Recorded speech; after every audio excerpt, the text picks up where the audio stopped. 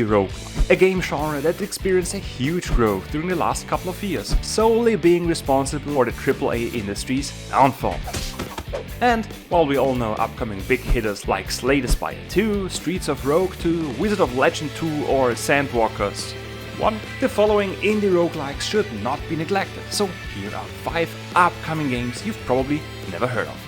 Starting off with Lethal Honor, Order of the Apocolypse. Waking up as enhanced agents in a demon-infested laboratory, we pick up weapons and skills, dodge and slash our way through randomly generated layers of a map with a story progression, presumably with the devil who tried to take down Tenacious D as the end boss. The map progression is styled in the same comic book art style, with different choices, battles and rewards in store for us. These rewards can range from new passive and active skills to artifacts and modifiers, improving our current run with higher stats. With the goal, bring the agent face to face with the different bosses, not only sees our agent on a cover of a comic book announcing the boss fight, but further allows us to bring the acquired resources to the base, powering up every newly awakened agent. Lethal Honor will launch sometime in 2024 with no release date set yet, leaving us enough time to keep the Tenacious D albums on repeat.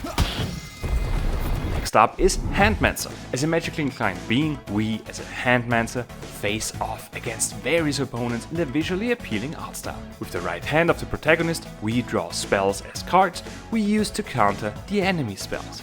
With 3 types, the rock paper scissor concept sees us win with the opposite element. Scissors beats paper, paper beats rock, and as it always has, rock crushes scissors. The damage calculation is done by the indicated number on the card. Since we have a limited number of hand cards, we need to sprint to draw 2 more cards, while our character gets a cramp in the hand, drawing 1 card that always loses a duel. This limitation of cards sees us heavily strategize to cleverly pick our winning cards to beat off our enemies, and I can tell you, beating off never felt as great.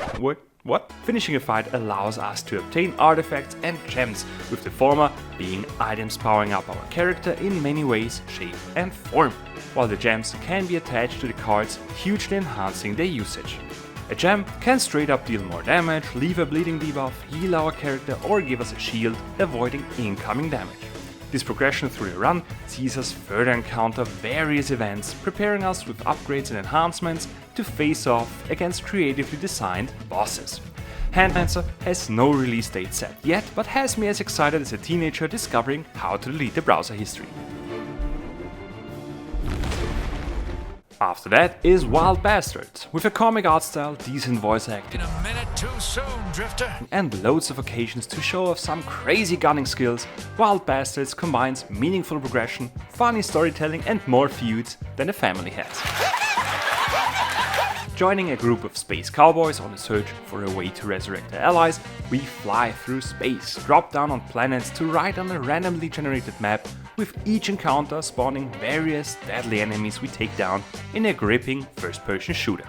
With every character bringing their own type of weapon to the shootouts, we can further obtain small gadgets, activating ultimate abilities, equip our gunners with armor and heal them if they bite the sandy terrain on a planet.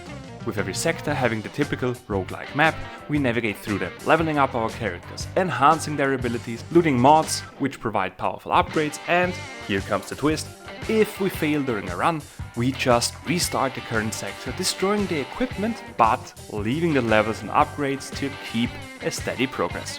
Wild Bastards will launch on the 12th of September 2024, placing my excitement in the crosshairs. Nearly coming to the end, Rune Coliseum is the next one.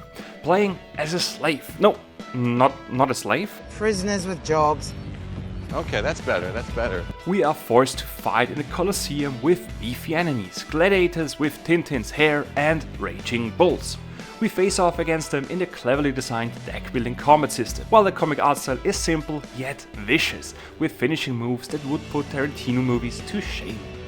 Playing cards limited by the usage of energy, we put them in a row, being performed simultaneously with the opponent's telegraphed actions, with blocking abilities providing us a shield, or by stepping back, avoiding the incoming hits, we deny the enemy to deal damage, while the best defense is, as we all know, a brutal ultimate ability which can be activated after 4 turns and kills our opponent in the most gruesome fashion. Offense, I mean, best is offense, is the word I was looking for. With 2 possible routes to take each section, we can further encounter shops to buy equipment for our gladiator, providing better offense or defense numbers, while each piece can have unique set effects, impacting our combat prowess even further.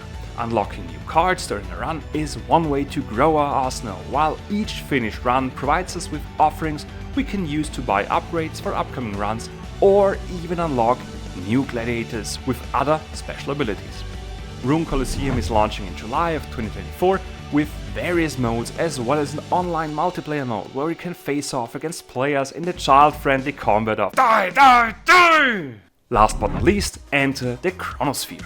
Comparable to Super Hot in a comic art style, in an isometric view, Enter the Chronosphere lets us tactically move along uniquely designed map sections filled with bullet-shooting enemies. We play as one of multiple characters, each with their own special ability, while the weapons we pick up produce bullets slowly flying towards our targets. Every movement or action starts the time, letting us dodge incoming bullets more effectively than Neo, while our own hits can be placed strategically in every turn. The various weapons are furthermore accompanied by items and passives we unlock, with some exploding a large area, giving us defensive shields, or allow us to quickly move out of the way, especially effective in boss fights. These bosses have their own weapons, animations and even special abilities, like moving back time, throwing our own bullets back at us. With simple healing potions, simple controls and a simple premise, the seemingly simple game is far more enjoyable, complex and addictive. Enter the Chronosphere has no release date set yet, but saw me hit the wishlist button faster than my internet connection allowed. And those are 5 upcoming roguelikes you've never heard of. Was there anything you liked? Did you already know those games? What's the meaning of life? And are there other unknown roguelikes you look forward to? Let me know in the comments, and don't forget to flush the toilet.